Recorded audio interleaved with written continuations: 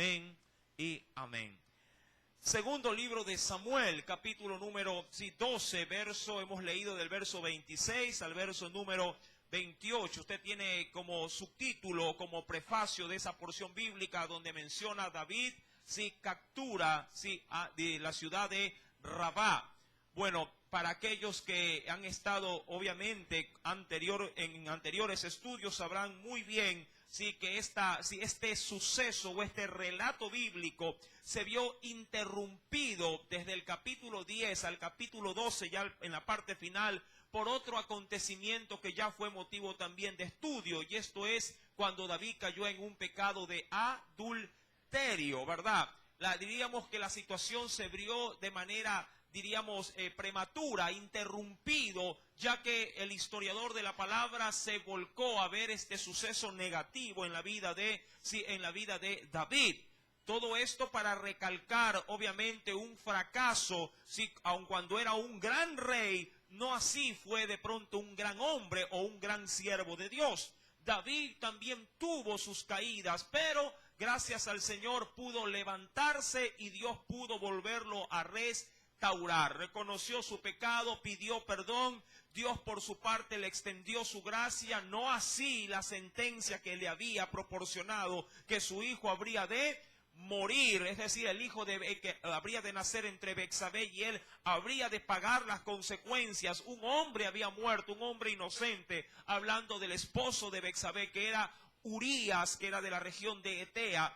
Todo esto Dios lo tuvo muy presente y Dios no se dejó esperar a la hora de darle una sanción, al pecado de este hombre y, como no, también de esta mujer. Pero mientras eso acontecía en la ciudad, también en el mismo tiempo, diríamos de manera asincrónica, también en la región en donde se encontraban, en este caso, los soldados de David, comandados por un general llamado Joab, estaban también, mi amado hermano, con sus propios problemas. Estaban, en una lucha encarnizada durante ya casi un año. De hecho, dicen muchos que era más de un año. Entendemos, mi amado hermano, por el capítulo 10, si me acompaña nuevamente para refrescar ese escenario antes de introducirnos en el análisis de hoy. Venga, por favor, al capítulo número 10, capítulo número 10 de segundo de Samuel, vamos a leer, por favor, verso número 9 en adelante, verso 9 en adelante. Usted podrá considerar lo siguiente. Recuerde que estos pasajes ya fueron analizados, vamos simplemente a recordarlos. Dice, viendo pues Joab, que era el general del ejército de Israel, verso número 9, viendo pues Joab que se le presentaba la batalla de frente y a la retaguardia. ¿Cuántos recuerdan esa situación? ¿Qué hizo Joab? Antes de seguir leyendo, para poder apalear, diríamos, la confrontación bélica que se venía contra Israel, ya que venían de dos sitios los ataques. Por un lado los amonitas y por otro lado, ¿quiénes? Los sirios. Recuerda que estos primeros habían contratado a los sirios para poder vencer al ejército de Israel. Joab, por su parte, al verse con dos ejércitos en una misma batalla, lo que hace es dividir su ejército y en parte tomar él una porción de soldados y otra parte se la da a su hermano para que él pueda contrarrestar, a la otra, diríamos, al otro ejército que también se encontraba en ese terreno. Cuando vamos al versículo número 9, dice el Señor, entresacó de todos los escogidos de Israel y se puso en orden de batalla contra los sirios. Verso número 10, ¿podría leerlo?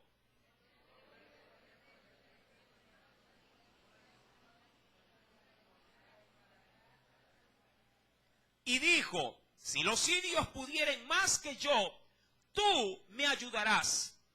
Y si los hijos de Amón pudieren más que tú, yo te daré ayuda. Es decir, nos ayudaremos de acuerdo a cómo se esté presentando la batalla. Verso número 12.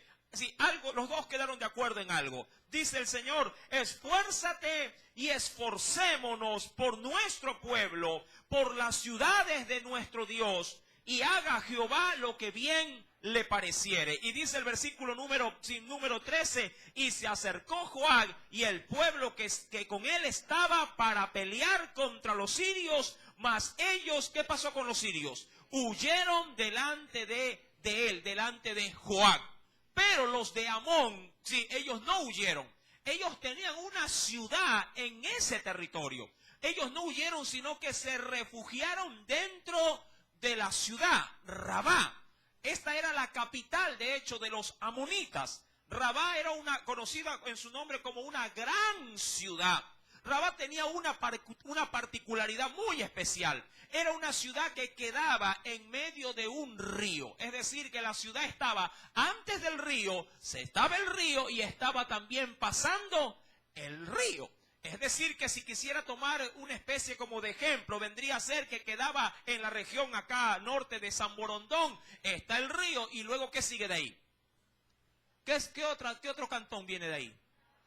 Durán. Amén. Sí, entendiéndose, bueno, nosotros aquí tenemos, esos son cantones diferentes. El uno es cantón San Borondón y el otro es Durán. Pero no, Rabá era una sola y el río no hacía esa división, diríamos, de ciudades. Seguía siendo la misma gran ciudad de Rabá. Y claro, como su nación estaba amurallada, su nación estaba, sí, con la ventaja de que un río pasaba por en medio de la ciudad, no se preocupaban mucho de que los ejércitos la sitiaran o la rodearan. Del río podían proveerse primeramente ¿de qué? Agua. ¿Y el agua qué les habría de proporcionar seguidamente? Alimento. Sobre todo, ¿qué cosa? Peces. Y el agua les servía aún para dentro de su propio territorio sembrar, y para ellos el asunto de sitiar su ciudad no le venía como mayor peso, por así decirlo, ¿sí?, de estrago frente a la confrontación bélica. Ahora, todo esto, mi amado hermano, se estaba aguantado, estaba resistido. Más de un año, sí, estaba el ejército de Joab afuera de de los límites de Rabá, sin poderla conquistar. Cualquiera diría, hermano, aquí no se puede vencer, yo me regreso otra vez ¿a dónde? A mi ciudad. ¿Para qué pelear contra un enemigo que por más que le busco cómo querer ganarle, no se deja ganar o no se puede ganar, porque veo que el asunto es casi que imposible?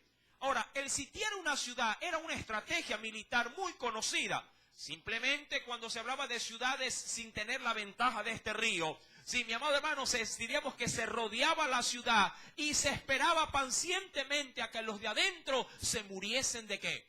De hambre. Y eso fue, a la verdad, una de las causas principales cuando conquistaron Jerusalén. La sitiaron y la mataron de hambre. Luego entró el ejército del general Tito y devastó la ciudad de Jerusalén. Sí, ya eso estoy hablando de los tiempos de Jesús. Y saquearon prácticamente con gente sin moribunda dentro de la ciudad. Ahora bien, yendo al escenario bíblico, mi amado hermano, sí, Rabá estaba sitiada.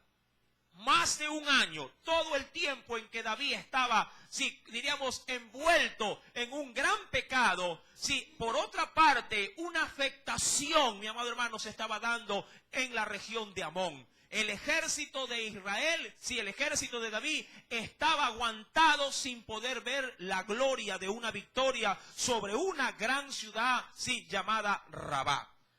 Bien podría también yo decir que la afectación del pecado del rey también tenía aguantada la victoria en el campo de batalla.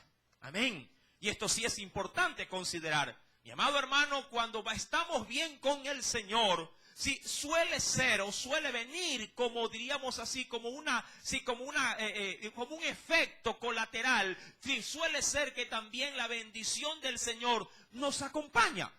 Pero cuando estamos mal parados en la vida cristiana, que no nos, diríamos así, que no nos sorprenda si acaso cuando queremos hacer algo, todo nos salga chueco, todo nos salga mal, mi querido hermano. Sí, y eso es lo que estaba pasando durante todo ese tiempo. Rabá estaba sin ser conquistada. Una vez que David pide perdón y Dios logra nuevamente usar a este gran varón, cuando vamos a 2 de Samuel capítulo 12, que de ahí estamos concentrados en esta noche para poder topar este precioso tema, sí, dando honor al rey.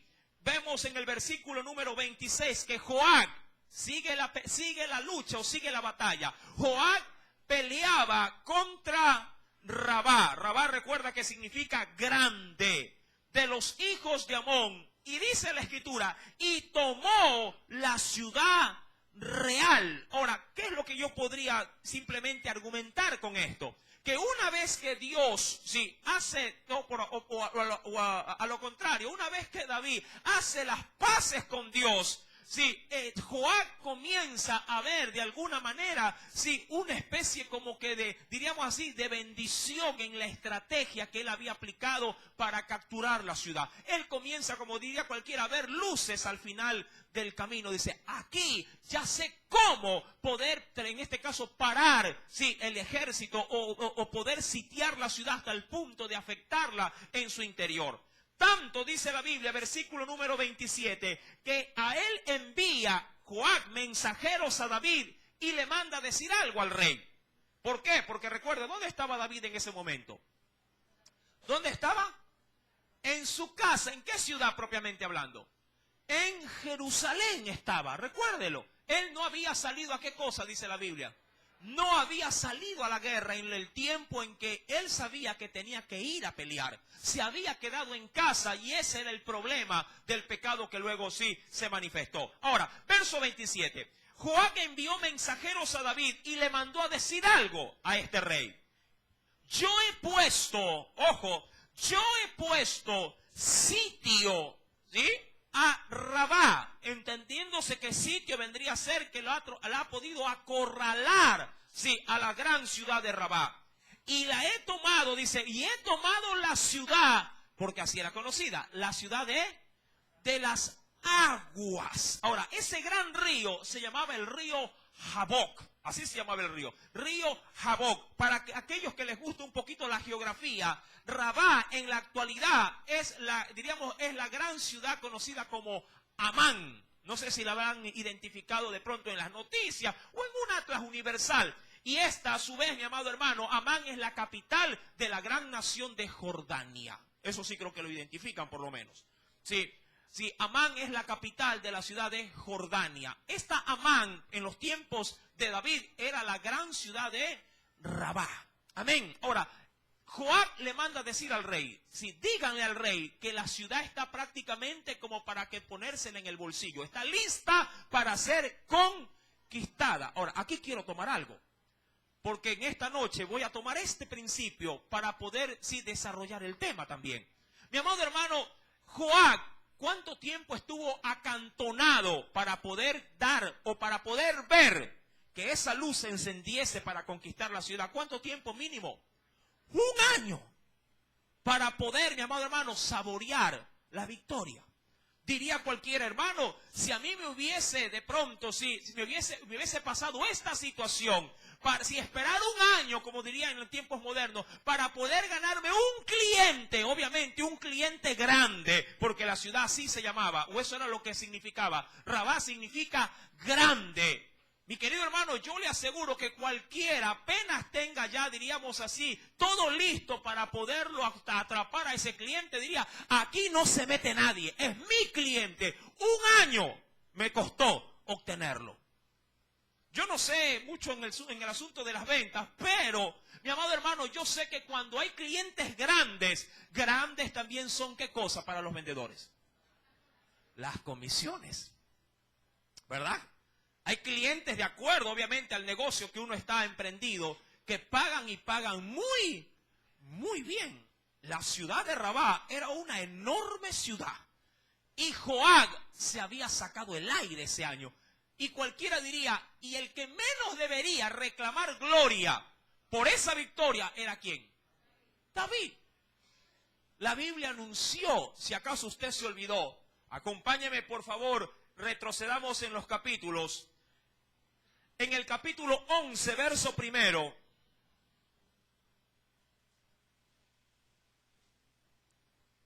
Capítulo número 11. Versículo número 1. Dice, aconteció al año siguiente, dice, en el tiempo que salen los reyes a la guerra, que David envió. Él lo envió, obviamente, ¿a quién? A Joab. Y con él, dice, a sus siervos y a todo Israel. ¿Qué hizo Joab por su parte? Y destruyeron a los amonitas y sitiaron a Rabá, que era la capital. Pero David se quedó en Jerusalén. Cualquiera diría, él envió, pero él nunca estuvo durante, diríamos así, la transacción del negocio. Nunca estuvo ahí. Quien se sacó el aire, quien pasó más de, diríamos así, de una centena de mala noche esperando que tomar una ciudad, fue el ejército y el general Joab. Cuando la ciudad está lista para ser tomada, prácticamente él avisoró ya la victoria y dijo, esta ciudad no aguanta más.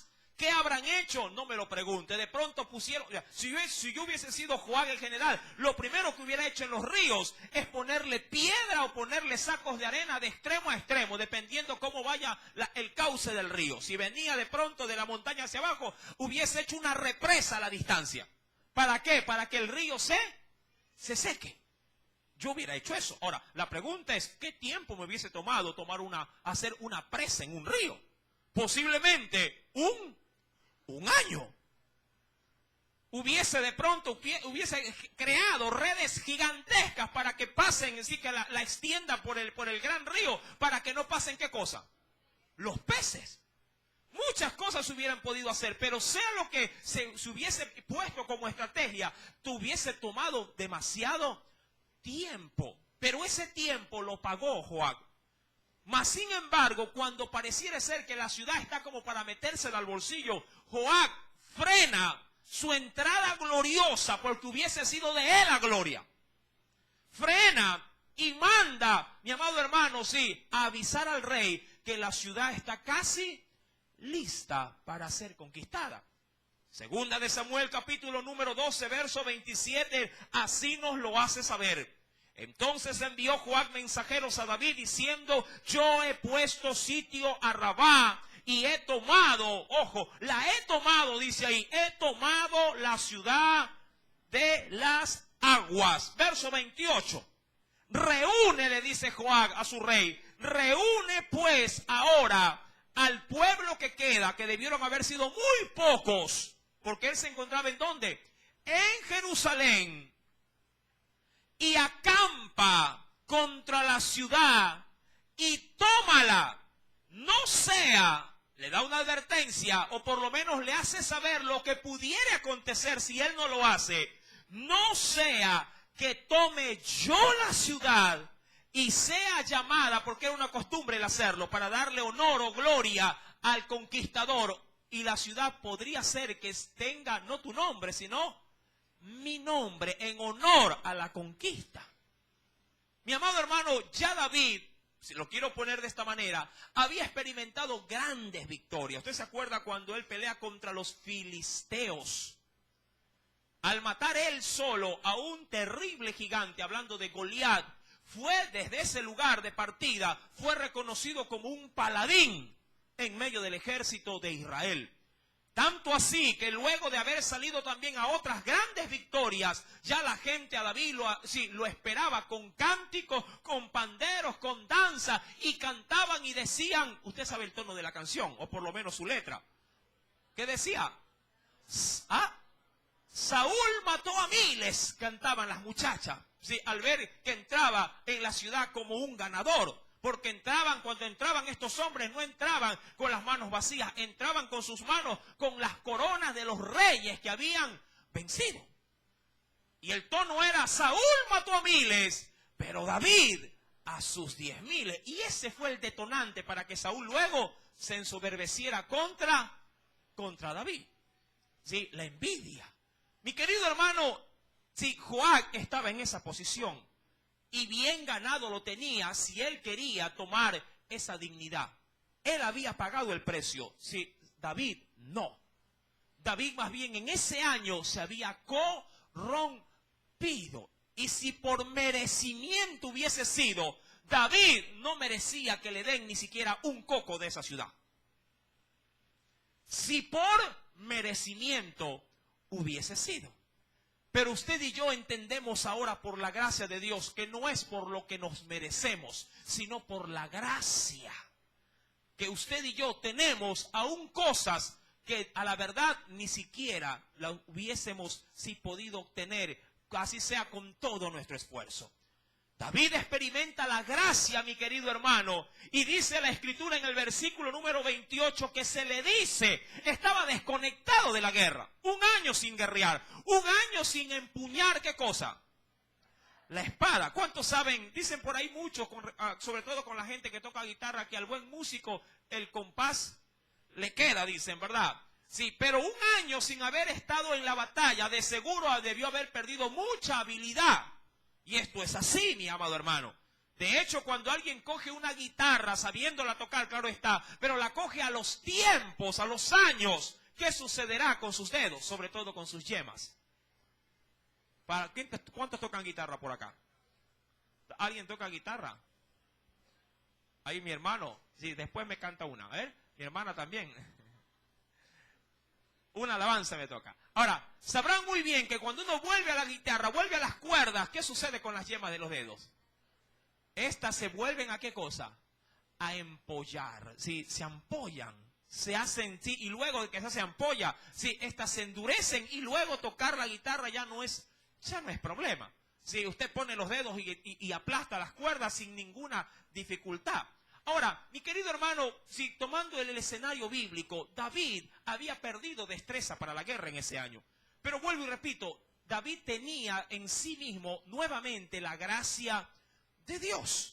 Qué importante es vivir bajo la gracia del Señor, porque cuando es así, aun cuando no merezcamos ser nuevamente reconocidos como hombres victoriosos o mujeres victoriosas, si hay la gracia, Dios no, mi amado hermano, no se olvida de nosotros. Dios, gracias a Dios, Él no es rencoroso. Gracias a Dios, el Señor no guarda en su corazón mal cuando le fallamos.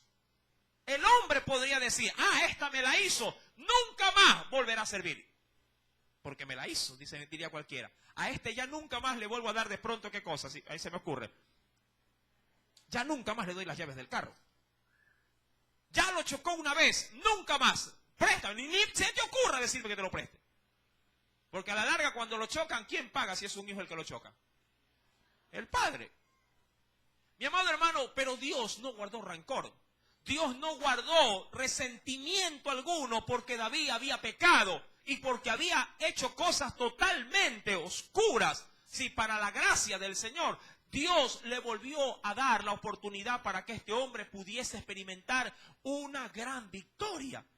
De alguna manera Dios toca el corazón de Joab, y Joab, estando prácticamente ya de la ceja al ojo para decir, la he tomado, y de pronto el ejército bien le hubiese puesto el nombre a Rabá, sí, la ciudad de Joab, ¿verdad? Que hasta rima bonito, se oye bien. Y él dice, no, esta no es mi ciudad, yo soy, mi amado hermano, un empleado de un rey. Y qué bueno es reconocer en dónde estamos en la obra de Dios. Qué bueno es reconocer, mi querido hermano, sí, cuál es el sitial que nosotros tenemos cuando se trata, mi amado hermano, sí, de asuntos del reino. Yo quisiera ilustrar esta situación yendo con usted al Nuevo Testamento.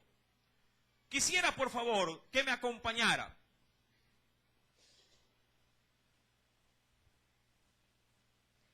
En primera instancia, mira lo que nos dice el Señor.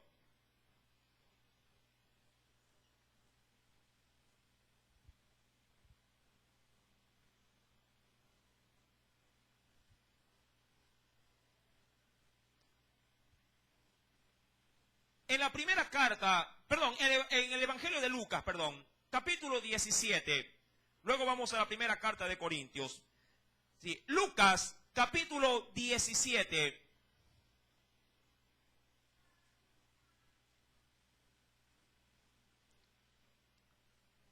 verso número 7 al 10.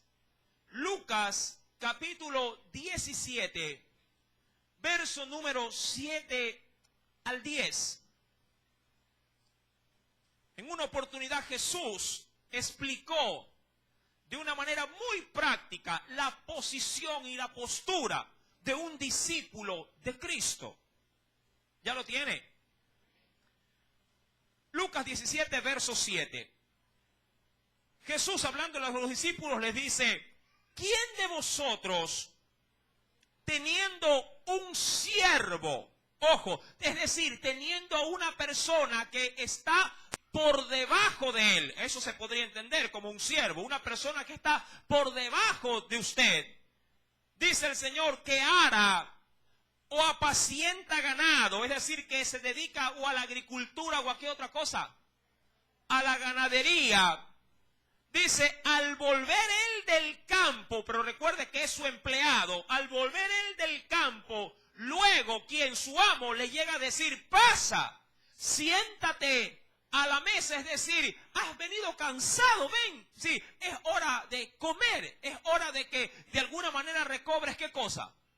Fuerzas. Ya, ahora, la pregunta es simplemente, sí, una confrontación para los discípulos de Jesús. El Señor les está prácticamente diciendo: yo soy ese amo o ese dueño, y ustedes son mis sirvientes que se pueden dedicar al reino en muchas tareas. Pero ¿quién de ustedes al volver podría llegar a pensar en calidad de siervos o esclavos, llegar a pensar y decir: ahora que regrese a la casa de mi amo me va a tener calientita la comida? Pregunto, ¿cuántas veces ustedes trabajando, ojo, trabajando y cobrando, claro está, un sueldo, un salario por ese trabajo, luego de que han servido a una persona de X afuera en un trabajo secular, vienen con la, digamos, como se suele decir en expresión del pueblo, vienen con la lengua afuera, a casa, ¿a qué? ¿A qué van a casa? A seguir trabajando. Usted, claro, muchas quisieran decir: ay, hermano, quisiera llegar a mi casa rapidito para que ya todo, simplemente para sentarme y que me atiendan. Usted así lo reciben en casa. Uy, mi amor, viene cansada, venga para sobarle los pies, venga, venga. ¿A cuántas la reciben así en casa? Ah, con una tinita de agua tibia. Usted, venga, ponga aquí los pies, tranquila. Tráigale el almuerzo a la... A ver, abra la boca para darle. Le dan un masaje cuando usted llegue. Ay, he venido cansada, está estresada. Le dicen, no. Así la atienden. No. Ya quisieran, o ya quisiéramos que nos atendieran así. El punto, mi amado hermano, es que toda persona que sabe que está, ojo, que está por debajo de su Señor, luego de haber hecho todo lo que se hace, uno llega prácticamente a seguir sirviendo, a seguir trabajando. Y eso es lo que Jesús les hace saber a sus discípulos. Verso número 8, no le dice más bien: prepárame la cena, cíñete y sírveme hasta que haya comido y bebido, y después de esto come y bebe tú. Verso 9, podrías leerlo.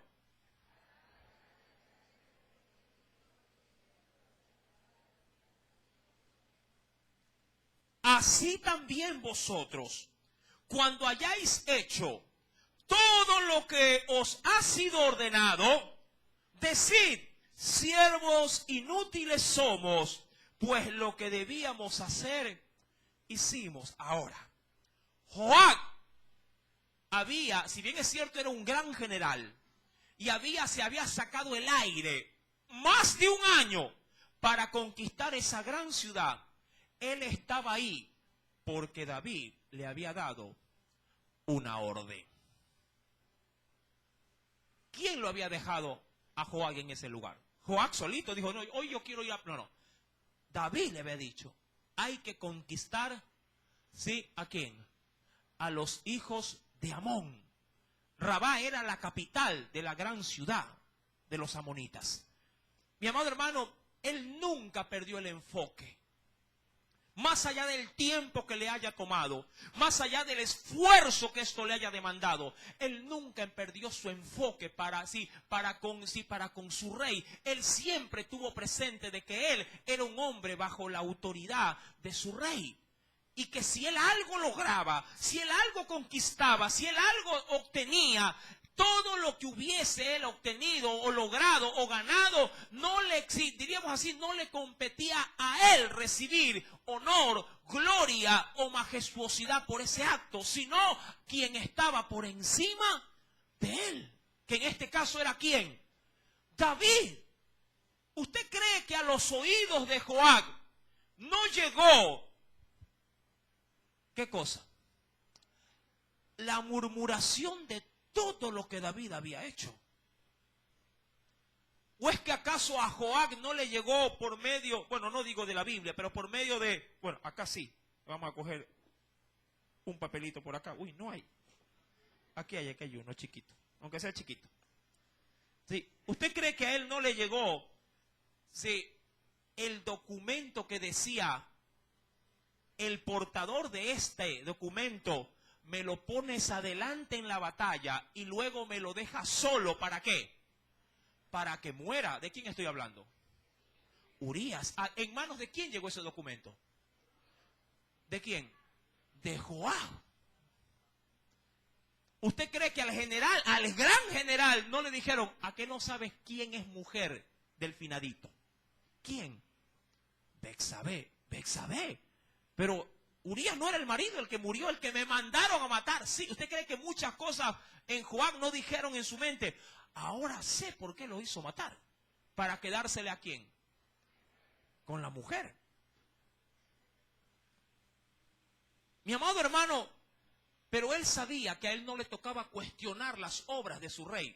A él simplemente le tocaba obedecer. Dicen a manera de eslogan en el mundo, en los trabajos seculares, el que obedece, ¿sí?, no se equivoca. Mi querido hermano, a nosotros no nos toca cuestionar, por así decir, los planes de Dios.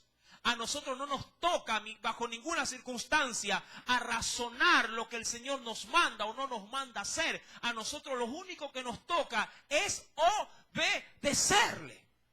Y luego de que el Señor, si así Él lo quiere, nos hace experimentar en esa labor su gloria, reconocer que por mucho que yo haya invertido mi tiempo, que por mucho yo haya invertido, inclusive tocándome el bolsillo, los recursos, o por mucho que yo me haya desgastado, me haya hecho viejo en su obra, igual nada es para mí.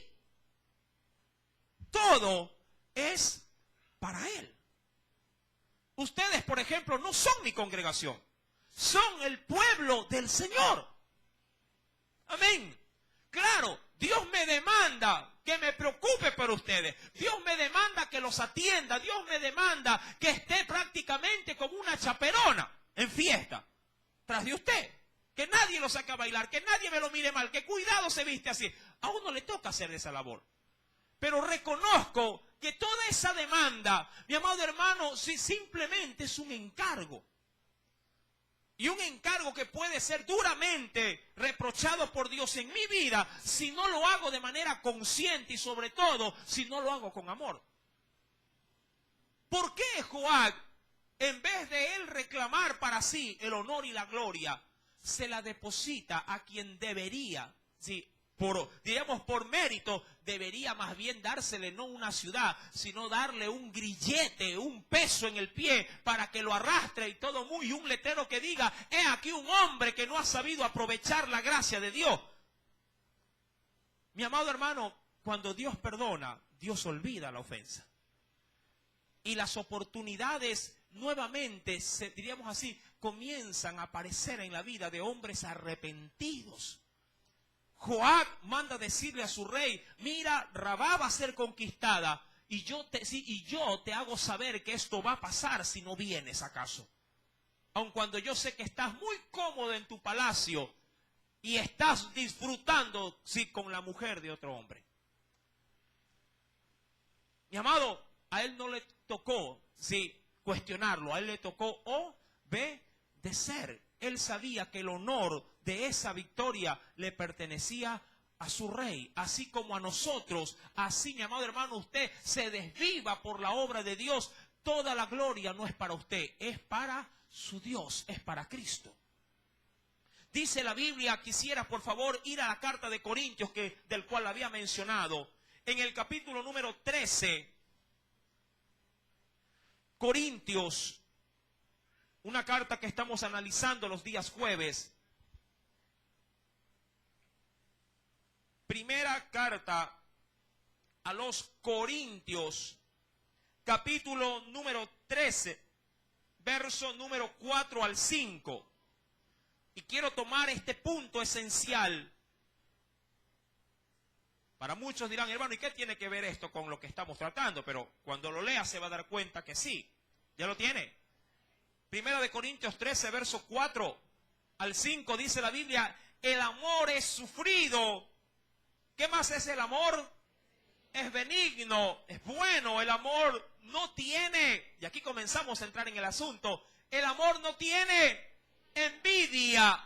Joab hubiera dicho, bueno, si él es grande y está disfrutando y descansando, yo creo que por lo menos merezco un poco de alabanza, un poquito de dignidad y cómo no de gloria en medio de mis soldados. Después de todo, yo fui el que me aguanté todo este tiempo y a la verdad, David no ha hecho absolutamente, no ha hecho nada. Versículo número 4 sigue diciendo que el amor no es jactancioso, no se envanece, no hace nada indebido, no busca, y aquí quiero concentrarme, no busca lo suyo.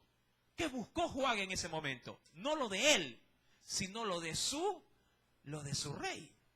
No busca lo suyo, no se irrita, no guarda rencor. Adicionalmente, acompáñeme por favor, de manera adicional, en Hebreos, que es un precioso texto, en el capítulo número 5, carta a los Hebreos, más adelante de los Corintios, antes de la carta de Santiago. En Hebreos capítulo número 5, el Señor a nosotros nos da una preciosa palabra que debemos siempre tenerla muy, pero muy presente. ¿Ya lo tiene? Hebreos capítulo número 5.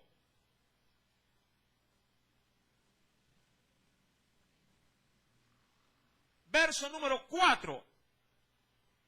Y me interesa porque esta palabra salió en función de un cargo muy honroso en las cosas de Dios, que era el de ejercer el sacerdocio. ¿Ya lo tiene?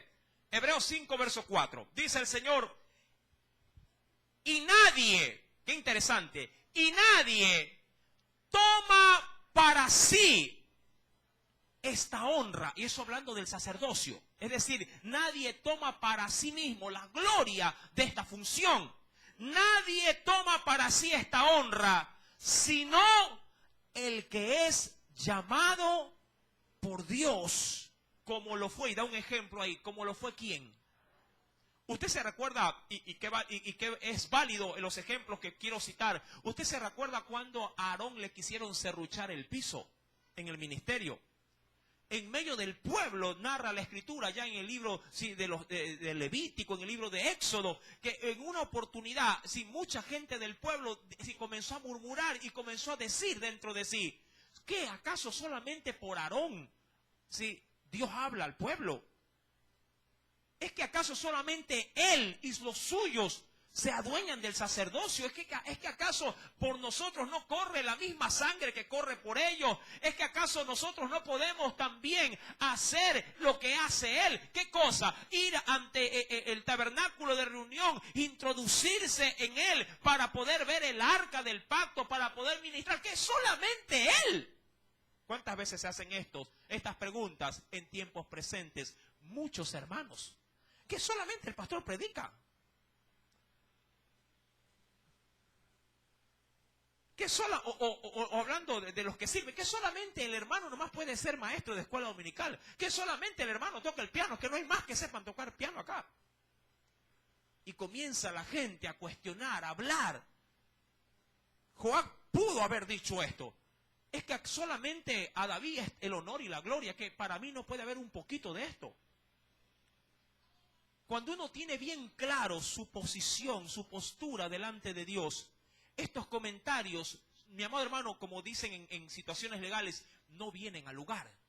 Porque uno sabe quién es el que recibe la gloria y la honra. Aquí no recibe el aplauso y la honra el que toca el teclado, ni el que se para, mi amado hermano, en este altar.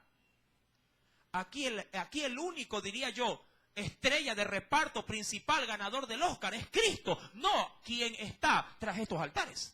El hombre no recibe aquí aplauso. El único que recibe aplauso, merecimiento. Y cuando usted quiera, obviamente, elogiar un gran mensaje, recuerde que no es el portador del mensaje, sino quien dio el mensaje. Y ese es el Espíritu Santo.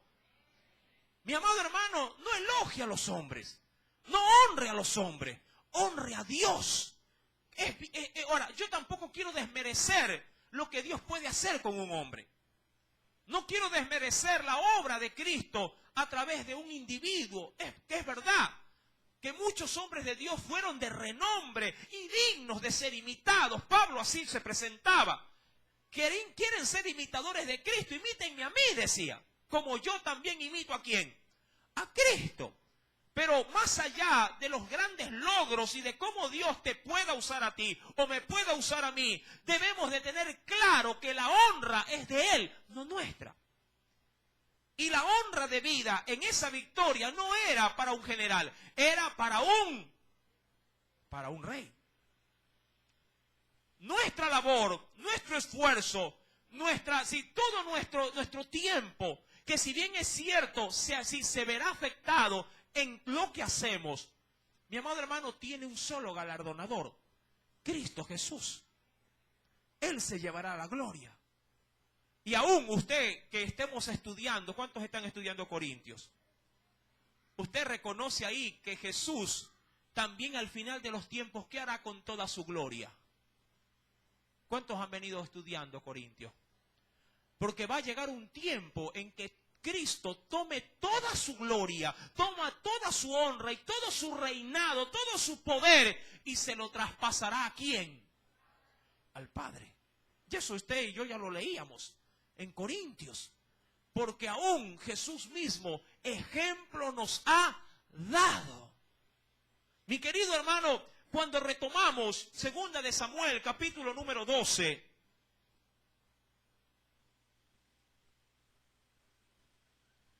ya en el versículo número 29, sabiendo obviamente Joab que si él no venía, corría el riesgo de que el pueblo, en este caso el ejército, le dé una gran dignidad a un general. La Biblia dice en el verso 29 que David, ahora que ya había sido tratado por Dios, y juntando David a todo el pueblo, sí, a los que tenía en Jerusalén, claro está, fue contra Rabá y combatió contra ella. Y claro, ya hizo lo más fácil. Ya ¿quién tenía todo listo? ¿Quién tenía todo listo? Joab. Ya Joab prácticamente había abierto el camino. Qué fácil es caminar cuando alguien ya con machete en mano se ampolló las manos para que pueda pasar ¿quién? Su pueblo, usted. Eso fue lo que hizo Cristo. Cristo se ampolló todo su ser. Amén. Para que usted y yo pudiésemos caminar. Eso no significa que no vamos a terminar cansados en ese camino. Vamos a terminar cansados, pero ya Cristo hizo el trabajo pesado. ¿Me explico? Él ya hizo el trabajo duro. Y dice la Biblia, ¿qué pasó en la ciudad? Verso 30. Y quitó la corona de la cabeza de su rey, la cual pesaba, dice ahí, ¿cuánto pesaba esa corona? 1 talento de oro. Para aquellos que les gusta la conversión, esto implica 34 kilogramos pesaba esa corona. 34 kilogramos, pero de oro puro. Pero ese oro no estaba solo. Mira lo que dice el verso. Quitó la corona de la cabeza de su rey, la cual pesaba 1 talento de oro, y tenía piedras preciosas, y fue puesta sobre la cabeza de David, y sacó muy grande botín. ¿De qué? De la ciudad. Usted diría, mi amado hermano, de pronto, sí, uy, pero sí, no se lo merece. Y yo pregunto, ¿quién de nosotros merecemos algo? ¿Usted cree que nosotros merecemos algo de parte de Dios? ¿Usted cree que por cómo vive merece el cielo? Por cómo de pronto usted se desempeña, ¿usted cree que merece la gracia? Amado hermano, nadie merece la gracia de Dios. Para el hombre hay una sola, diríamos así, un solo pago. La Biblia dice que por cuanto todos pecaron, ¿qué estamos delante de Dios? Destituidos de la gracia. Si algo merece el hombre es la paga de su pecado, que es la muerte. Eso, mi amado hermano, usted debe de tenerlo muy presente cada día de su vida para que no haya en usted algún tipo de pretensión que a la verdad en Dios no se justifica, vanas pretensiones. Yo quisiera, por favor, que me acompañara a la Escritura y leyera, por favor, conmigo lo que dice la carta a los Romanos, capítulo número 12. Luego del libro de Hechos de los Apóstoles, Romanos capítulo número 12.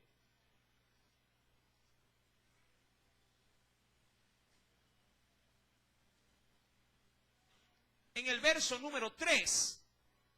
Romanos capítulo 12, versículo número 3. ¿Lo tiene? Dice el Señor: digo pues, por la gracia que me es dada, ojo, la gracia que me es dada, a cada cual que está entre vosotros, es decir, a cada individuo en particular, a cada cual que está entre vosotros, que no, ojo, que no tenga más alto concepto de sí que el que deba tener, sino que piense de sí. ¿Cómo nos manda a pensar el Señor de nosotros mismos? Con cordura. Eso vendría a ser con mucha medida, con mucho tino. Y ojo, esto, mi amado hermano, debe de ser aplicado para todos los que de alguna manera conforman y sirven, sí, dentro del cuerpo de Cristo. De pronto alguien dirá: uy, hermano, ¿yo cómo hago la limpieza en la iglesia? Obviamente que a mí no me va a afectar mucho este asunto. ¿Qué se puede pensar de mí si los hermanos me ven de pronto de pronto yendo al baño, sacando la basura del baño y yéndola a botar? Diríamos, bueno, esa tarea como que se ve media indigna. Mi amado hermano, así sea que a usted le toque coger los papeles del baño o que se venga a parar en este altar y llevar el mejor mensaje que Dios le puede haber dado, si para una iglesia, para un estadio entero, la Biblia le habla tanto al primero como al último. Nadie puede tener de sí mismo un concepto más alto de sí que el que deba tener. Eso prácticamente es como que el Señor nos tira un balde de agua en el momento más, diríamos, más glorioso de un ministerio. Porque muchos, mi amado hermano, pueden caer en la condenación del diablo, la cual fue el orgullo. El pretender por las muchas contrataciones, por las muchas tareas y dignidades que se le otorgó, puede llegar a pensar que por lo que hace merece ser estimado igual a Dios. Es penoso ver, mi amado hermano, en la actualidad, como muchos ministros, bueno, no digo todos, pero unos cuantos, como de pronto sí, por el servicio que realizan y por cómo Dios los usa, son inalcanzables para los hombres de las iglesias, o diríamos para los miembros de su propia iglesia o para el hombre en general. Hacen de sí ídolos, hacen de sí mismos personas inalcanzables para el mundo, en el sentido de que no pueden tener acceso hacia él. Los llevan con guardia de seguridad, hasta contratan gente armada para que les brinde, sí, de alguna manera, sí, una separación. Mi amado, mientras más Dios nos usa, más sencillos y humildes debemos de ser. Mientras tú más puedas ver en tu vida que la mano de Dios se mueve, debes de entender que esa mano no es tuya, es la de Dios sobre tu vida. Y debes en ese momento de decirle: Señor, el honor no es mío, es tuyo.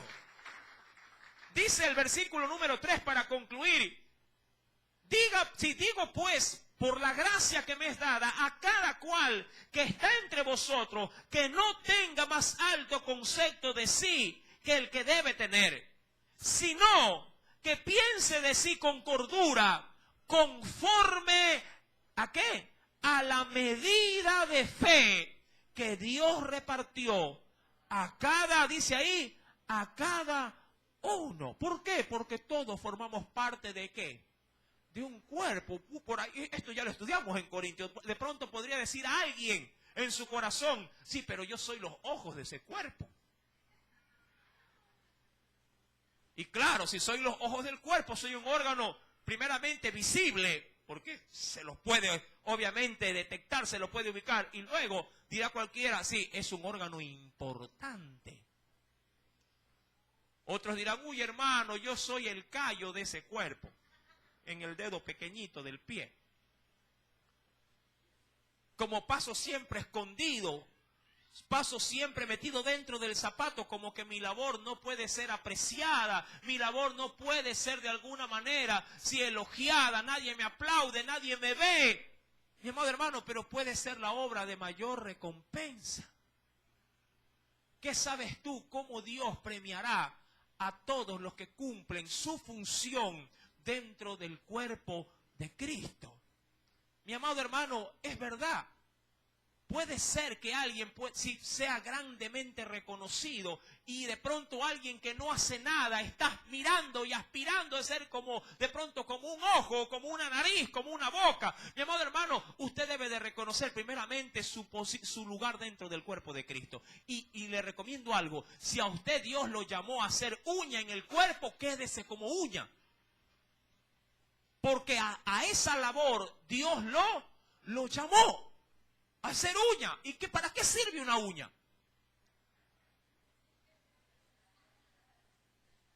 ¿Para qué sirve una uña?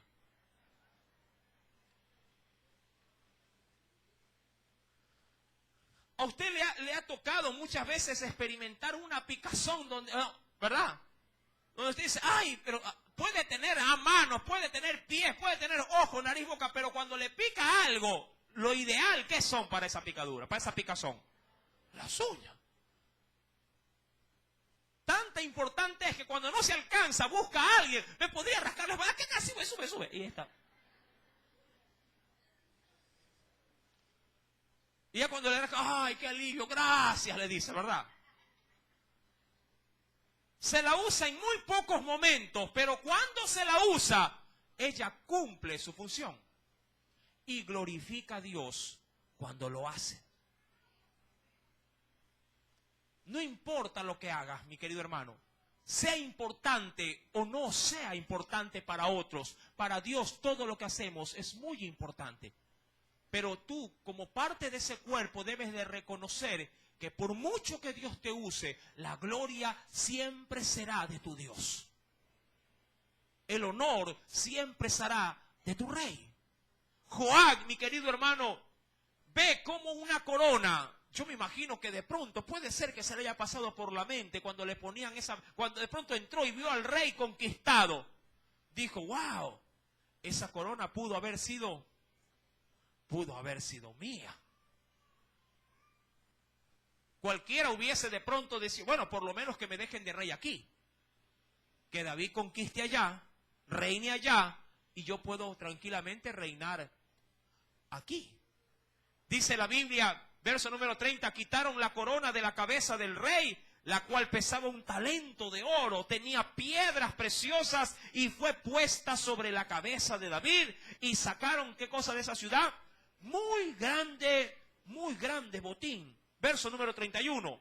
Sacó además a la gente que estaba en ella y los puso a trabajar con sierras, obviamente para cortar madera, con trillos de hierro y hachas de hierro, y además los hizo trabajar en los hornos de ladrillos, y lo mismo hizo a todas las ciudades de Amón.